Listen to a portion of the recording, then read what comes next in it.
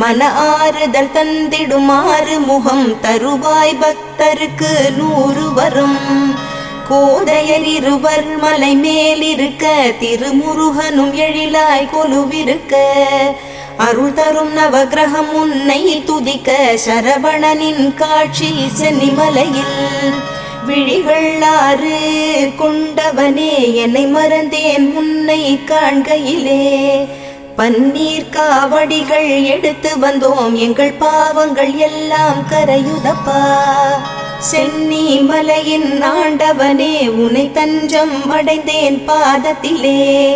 வேலும் மயிலும் துணை வந்திடுமே சிவபாலனின் அருளும் உடன் வருமே.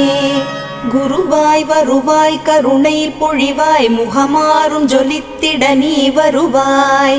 அபயம் தரும் கந்தனின் 6 முகம் பரிவாய் வருமே அருள் தந்திடும்.